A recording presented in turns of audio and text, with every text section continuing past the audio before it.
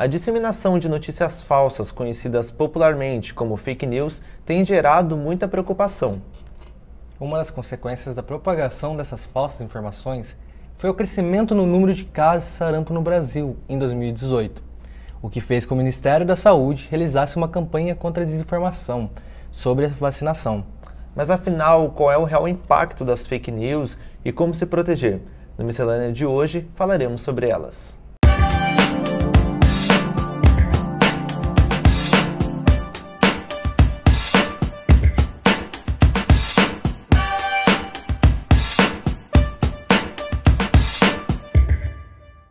E para nos acompanhar na conversa de hoje, convidamos Vânia Braz de Oliveira, ela que é jornalista e professora aqui da Univap. Vânia, muito obrigado pela sua participação com a gente. Eu que agradeço, meninos. E para a gente já começar, né, esse nosso bate-papo, como que a gente pode definir as fake news? Vamos lá. Eu, com sinceridade, não sou muito fã desse termo que a gente usa, mesmo que mediaticamente, fake news. Por quê? Eu acho que quando a gente tem uma notícia falsa, a gente não tem efetivamente uma notícia, né? A gente tem um boato, a gente tem algo que foi uma fofoca, algo que foi inventado, criado, né? Quando a gente fala que a gente teve uma notícia falsa, é realmente uma notícia que devidamente ou não foi devidamente apurada, então a gente não tem uma notícia realmente como ela deveria ser publicada ou veiculada na mídia.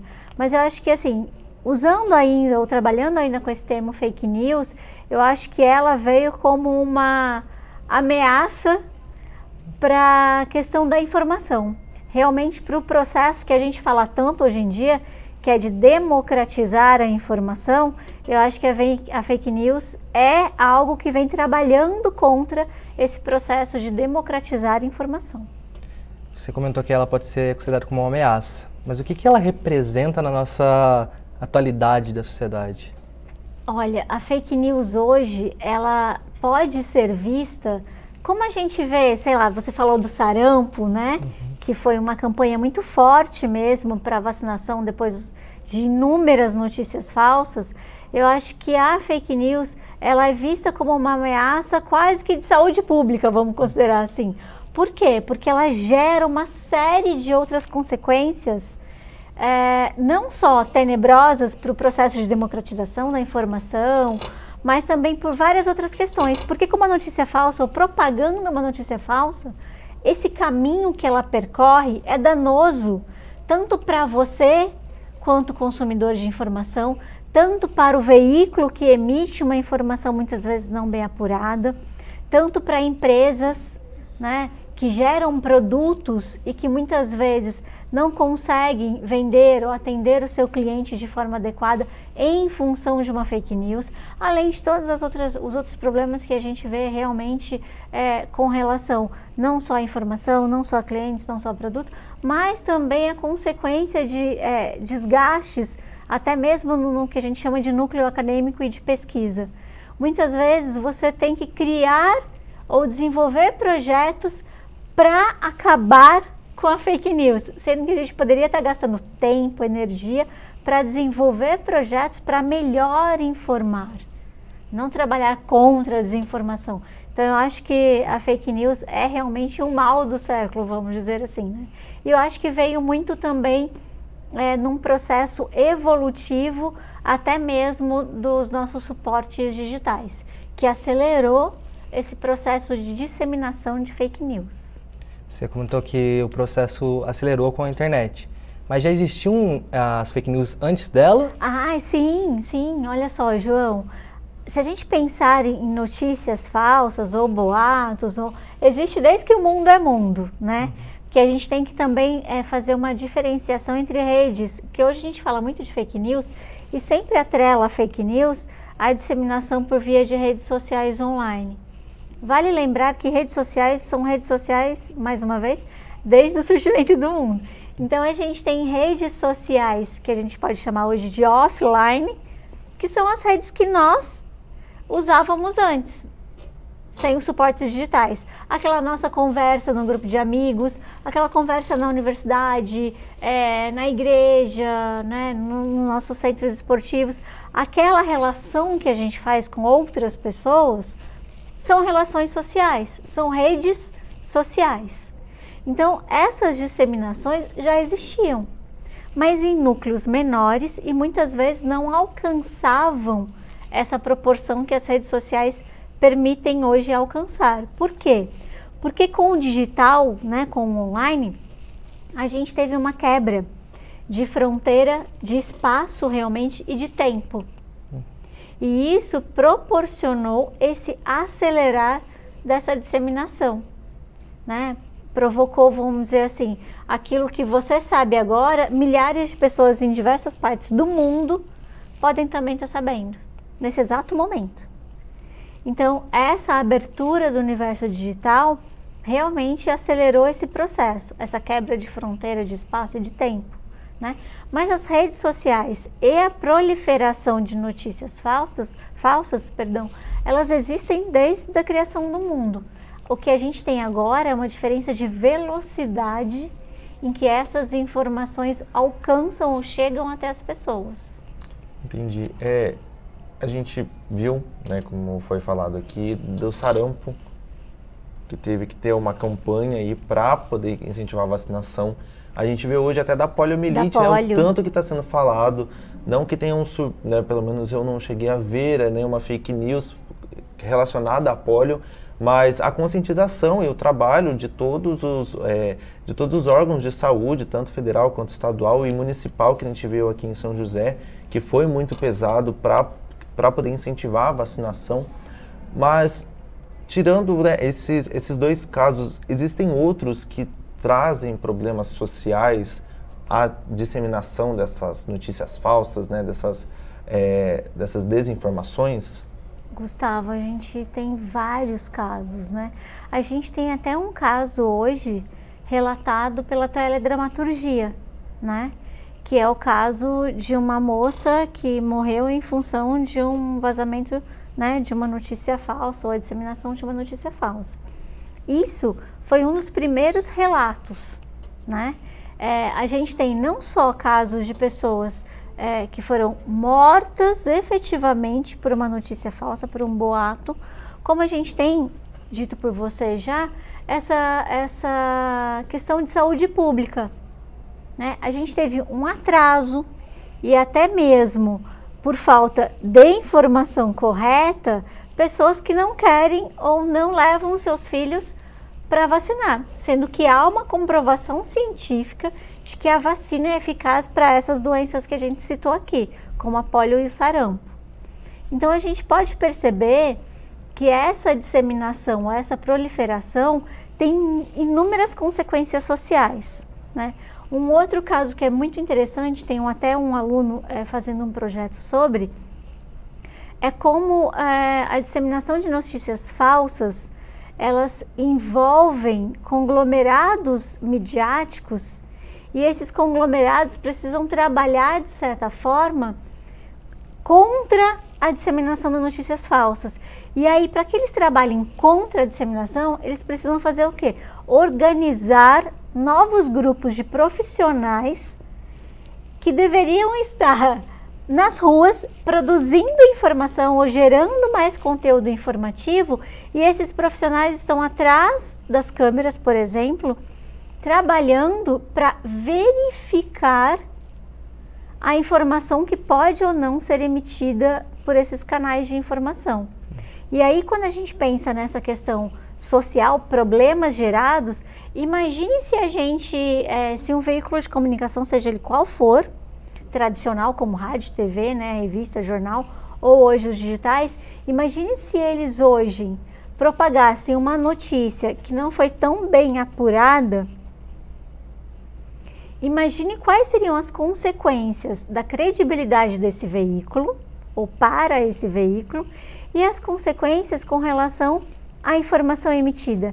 Imagine se fosse realmente um caso hipotético aí de que uma vacina não tenha ou não cumpra o seu real efeito. a gente teria aí inúmeras pessoas que não foram ou não iriam se vacinar em função dessa informação. Imagine as consequências para a área da saúde com medicamento, com relação a atendimento hospitalar efetivamente, né, atendimento clínico, consultas médicas, e os gastos não só para o governo, sistema SUS, vamos pensar assim, ou convênios médicos que fossem, como consequências na vida dessa pessoa. Se ela perde o trabalho, ou se ela tem que ter uma licença médica de trabalho, olha só como isso é uma engrenagem, que ela funciona realmente uma atrelada à outra. Então, quando a gente está lá no grupo de WhatsApp, a gente sempre fala, né? Ah, é grupo de família, todo mundo tem um grupo de família em que alguém posta lá uma notícia não bem apurada, que não tem a real veracidade. E aí você transmite essa informação ou propaga essa informação, você vai ver que isso, num grupo pequeno de família, pode gerar algumas consequências. Agora você imagine propagar uma notícia falsa num veículo com uma audiência tremenda, como é o nosso exemplo aqui, a TV. E imagine quantas pessoas podem ser atingidas por essa notícia. E aí a gente vai ter que olhar de forma muito mais precisa. Vamos imaginar que atinjam 100 pessoas. Cada uma dessas 100 pessoas tem um grupo familiar. E esse grupo familiar, por exemplo, é um grupo de 4 pessoas. A gente vai ter aí mais uma proporção maior ainda de pessoas atingidas. E aí a gente vai, como eu disse, nessa engrenagem proliferando e causando inúmeras consequências. Né? E muitas delas danosas. A gente pode dizer, que você disse que é uma engrenagem, mas nesse caso a gente pode dizer que seria um processo de dominó, né? Sim. Porque bateu em um, cai todos, né? Exatamente, um bom exemplo, Gustavo. Porque imagine, vou continuar aqui com o exemplo nosso da vacinação, da vacina, né? Seja para qual malignidade, para qual doença, né? Imagine se a gente, então, lança uma notícia falsa de uma vacina ineficaz, né? Se você, imagine você, pai de família, se você acha que essa vacina, ela não é eficaz, você não leva seu filho para vacinar. Você não levando seu filho para vacinar, ele vai para o colégio. E ele pode estar com vírus ou bactéria, depende da doença da vacina, né? Que pode, então, transmitir para uma outra criança. E olha, mais uma vez, essa engrenagem. Por quê? Porque você ouviu uma notícia falsa, não bem apurada, e que muitas vezes a gente também, vamos fazer a meia-culpa aqui para a mídia, às vezes a gente leva um tempo, demora um tempo para apurar essa informação. E durante esse tempo que a gente está apurando, essa notícia falsa já seguiu um caminho contrário ali, ó, já foi se espalhando. Então, para a gente depois caminhar de volta e tentar corrigir, também demora um tempo. E nesse tempo você já teve uma série de pessoas que acreditam ou acreditaram naquela informação. O que o cidadão pode fazer para identificar que uma notícia é falsa? Vamos lá, meninos, ó. Primeira coisa, a gente nunca, eu falo isso sempre em sala de aula, que eu acho que é primordial, nunca a gente ler, ouvir, ver a informação de um único veículo, né? É sempre bom você assistir jornais de várias emissoras, você ler conteúdo de portais, de vários portais de notícias, não focar em um só. Depois analisar a mesma notícia. Ela tem efetivamente a informação de quem ou qual é o veículo? Aquele veículo tem uma credibilidade? Essa notícia obedece algumas características básicas que são, ele diz quem é que está envolvido no fato, ele traça um caminho, onde foi que aconteceu, o que realmente aconteceu. A gente precisa ler e ver algumas dessas respostas.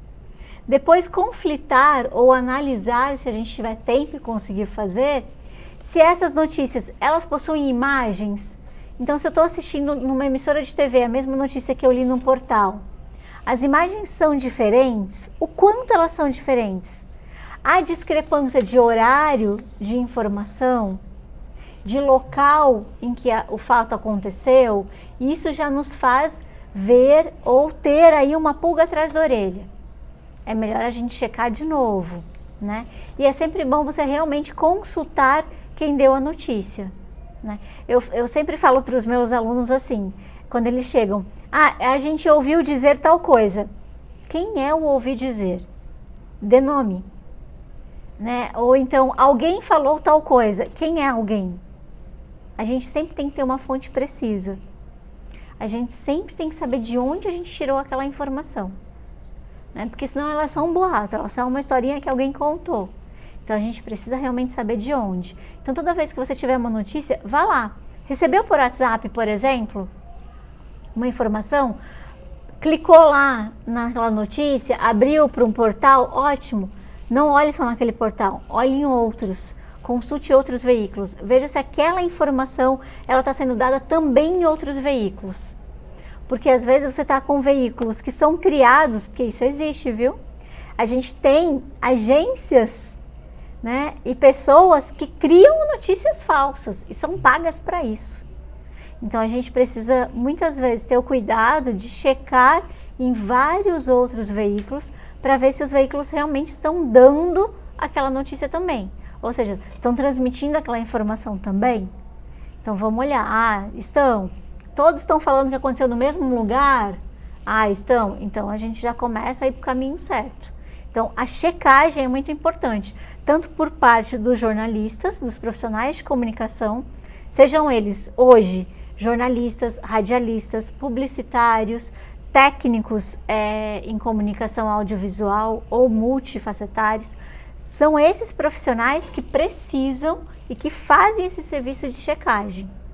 Mas a gente também, quando recebe, qualquer cidadão que não, teoricamente, conhece os trâmites da produção da notícia, é função de todo e qualquer cidadão observar e questionar se aquela informação que ele está recebendo é verdadeira ou não.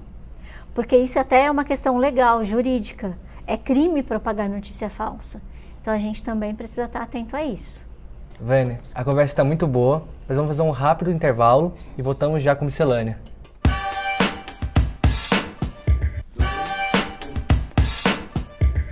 Voltamos com miscelânea, que hoje está falando sobre fake news, e quem nos acompanha nessa conversa é Vânia Braz de Oliveira, jornalista e professora da Univap. Professora, você tinha comentado no outro bloco que muitas pessoas trabalham produzindo notícias falsas, mas a pergunta é, a quem interessa produzir essas notícias falsas? Vamos lá, João, olha só. Se a gente for generalizar, a gente tem hoje um interesse muito forte nas questões ou do lado econômico e do lado político. A gente pôde ver isso nessas últimas eleições e a gente viu também em eleições em outros países, como nos Estados Unidos.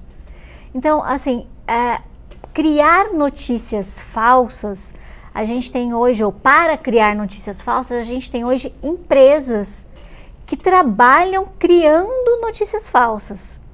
E como a gente estava aqui, né, conversando mesmo no intervalo, não só criando notícias falsas, mas se utilizando também de algumas notícias reais, verdadeiras, mas com um viés contrário ou com um viés que favoreça simplesmente uma única visão, a gente acaba, então essas pessoas acabam proliferando notícias falsas ou notícias com um olhar muito tendencioso a um único ponto, que é ruim. Por quê? Porque se a gente tem a obrigação como jornalista, como comunicador, de ouvir sempre os dois lados da informação, trabalhar os dois pontos de vista, ou trabalhar todos os pontos de vista possíveis, para que a pessoa possa sim refletir e tirar suas conclusões com relação àquela informação. Se a gente se utiliza de uma notícia, não faz uma apuração tão bem feita e ainda propaga um único viés, aquela notícia pode chegar ao ouvinte, ao telespectador, ao leitor, de uma forma que a gente chama de muito enviesada. Então ela vai ter um olhar único, como que aquilo fosse a única e pura verdade. E isso interfere também nesse processo de democratizar a informação. E isso hoje é feito não só por políticos, tá? Mas por vezes é feito também por empresas. Então, mais um motivo para a gente conseguir e saber identificar fake news e olhar com clareza para aquilo que a gente quer propagar de informação, de notícia, né? Então, os interesses de quem propaga notícia falsa, muitas vezes é econômicos e políticos. Mas é óbvio que existem inúmeras variáveis, né? Mas a maior parte das vezes são interesses políticos e econômicos. E esses interesses, tanto políticos quanto econômicos, é que fazem aquela engrenagem que a gente estava conversando antes funcionar. É o que faz nossa estrutura social funcionar. É o que faz que eu trabalhe, que eu chegue bem ao meu trabalho, que eu tenha transporte público, que eu tenha um trabalho digno, que eu possa, depois de sair do trabalho, ter um momento de lazer. Então, toda essa engrenagem recebe interferência de uma notícia falsa. Então, o funcionamento disso tudo sofre com a propagação de notícias falsas. E aí a gente vai falar que, olha, não adianta a gente ter a ciência trabalhando de forma incansável, né, para enfatizar uma verdade, se existem também empresas que trabalham de forma incansável para gerar notícias falsas. Por isso eu falo daquela meia-culpa, que nós como comunicadores, mas também como cidadão, né? Você como cidadão, mesmo sem ser jornalista, precisa aí exercer sua função. É fazer também essa varredura, fazer essa observação, para assim que tiver uma notícia e quiser propagar, que ela seja, ou que tenha sido realmente feita uma varredura para ver se ela é verdadeira ou não. Porque isso pode beneficiar grupos específicos de pessoas. E esses grupos de pessoas que são beneficiadas, muitas vezes, são pessoas que controlam algum setor da nossa sociedade. E isso interfere efetivamente no nosso dia a dia. O que eu achei muito legal que você disse, né, que pega a verdade, um trecho da verdade, para poder transformar em uma fake news, em uma desinformação. Sim, né? sim, e isso eu mesmo, acredito que a gente tenha visto isso muito no processo que a gente acabou de passar agora no processo político, né, de recortes de falas e transformando elas, né? Existem leis que julgam isso, que julgam esses processos dessas desinformações, porque a cada momento nessas eleições nós víamos um direito de resposta, era ali uma publicação que era excluída porque estava fora de contexto, enfim, que gerou essa desinformação. Mas eu acabei falando que existe, mas como que funciona, né, esse projeto, essa lei que funciona aí para poder julgar essas fake news? Existe sim, Gustavo. A primeira delas, que eu acho que é importante a gente saber, que está dentro desses quesitos legais para informação falsa, é a Lei Geral de Proteção de Dados. Isso é uma lei que todo cidadão deveria, de certa forma, ter acesso a ela e conhecer melhor sobre, né? Que são seus dados expostos, de que forma você pode se proteger para que seus dados não sejam expostos. E a gente viu nessas eleições a disseminação de informação com dados, às vezes, pessoais, de inúmeros candidatos, tá? Não falando só a presidência, mas a governo do estado e tudo mais. Então a gente viu informações pessoais rodando aí na rede, né? E existem leis para essa proteção. E aí a gente vai, por exemplo, para retirada de informação fora do contexto. Existe leis para isso, né? Existem sim.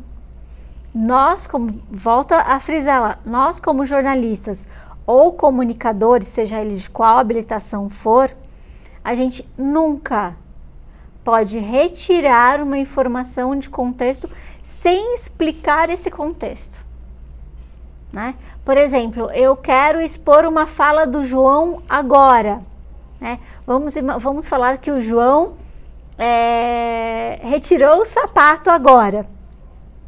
Essa informação que o João retirou o sapato agora está ok, desde que eu explique por que o João retirou o sapato agora. Eu não tenho a notícia inteira que me informa por que ele retirou, Mas se eu fizer lá um parágrafo explicando que essa informação foi extraída da notícia X, em que ele fala que tirar o sapato é importante para aliviar as dores do pé, ok, eu posso.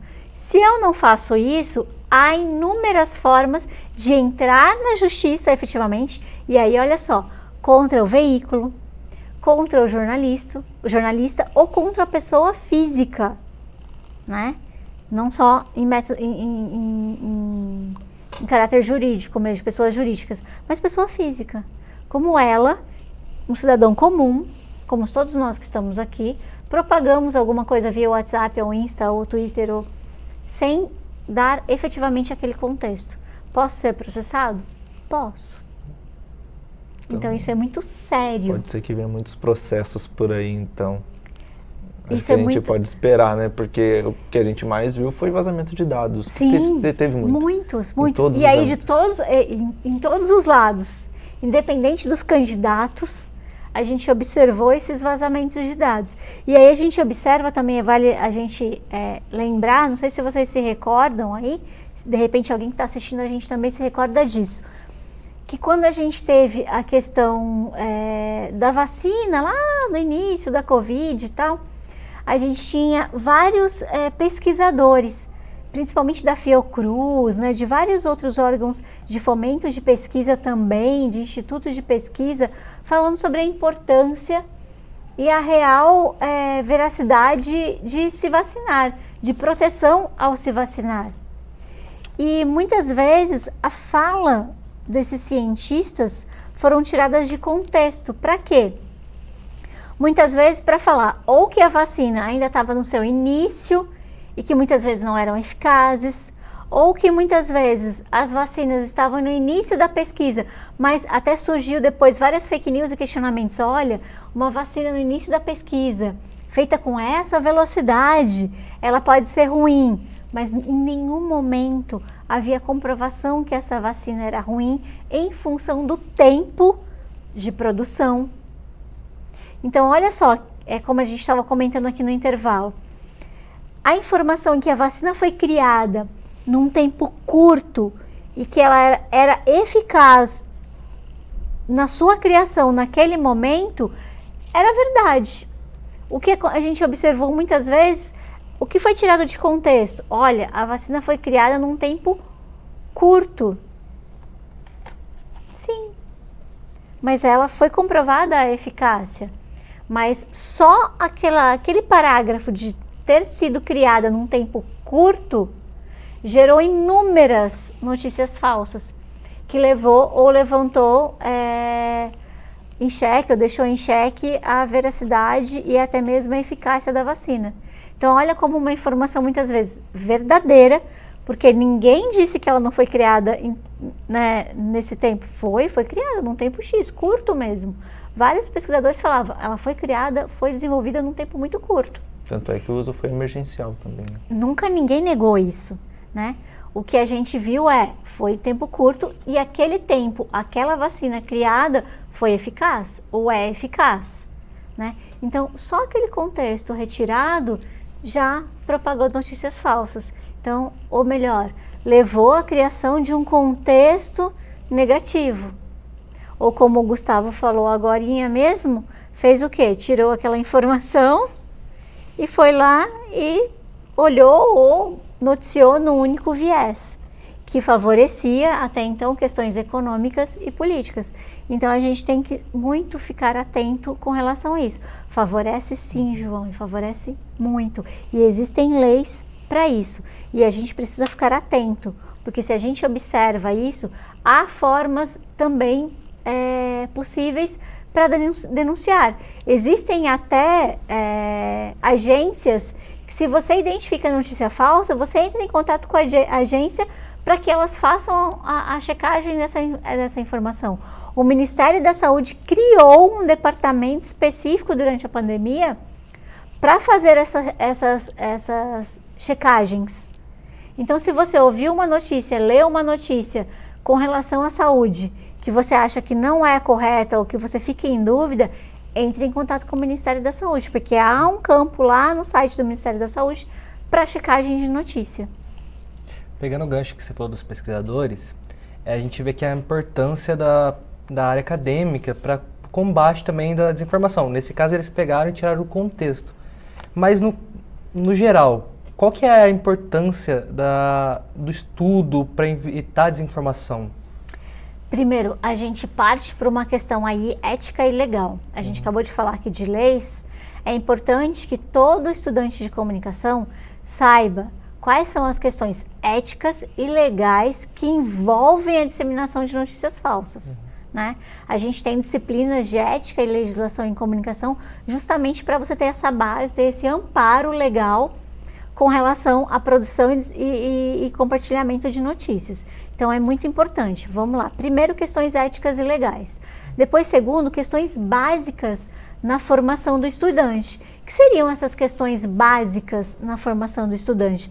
Para que ele saiba realmente como apurar, como checar bem a notícia. A gente fala até assim, por exemplo, olha, um aluno no início dos seus estágios, às vezes ele não tem um domínio bom na escrita. Sim, não tem problema. Isso a gente vai fazendo o quê? A gente vai apurando, a gente vai lapidando a escrita. Mas é importante que ele tenha consciência e noção de quais são os trâmites importantes para que ele faça uma boa apuração. Notícia bem apurada é tão importante ou mais do que um texto escrito, porque o texto a gente vai lapidando, a gente vai fazendo as correções. A apuração, se a gente der uma notícia errada, a gente tem que correr muito para fazer a resposta, né, pedir as desculpas daquela notícia falsa e ainda, de certa forma, olhar se a gente não gerou nenhum dano. E o texto a gente consegue fazer as correções ali, né? Se é ortográfico e tal, a gente consegue lapidar esse estudante com relação a isso. Agora, quanto à apuração, não. Então, a gente precisa formar, né, um aluno na área de comunicação que saiba apurar muito bem. A apuração é fundamental. E a apuração precisa de tempo. Hoje a gente fala no jornalismo que o deadline é quase que um fantasma, né? Que tudo tem deadline, tudo tem tempo. Realmente, a gente vive numa sociedade em que tudo tem seu tempo ali, tem sua delimitação, mas a gente tem que fazer sempre o melhor possível naquele tempo. A apuração precisa ser sempre muito bem feita naquele tempo destinado para ela. Vânia, muito obrigada pela sua contribuição no nosso bate-papo. Nosso programa está chegando no fim. E agradeço a vocês, é um prazer sempre estar aqui, ainda mais falando sobre fake news. Muito obrigado você também, que nos acompanhou até aqui. Você encontra o programa completo no nosso canal do YouTube e pode acompanhar a TV Univap, também pelas redes sociais. Nós estamos no Facebook e no Instagram, @TV Univap. Até a próxima!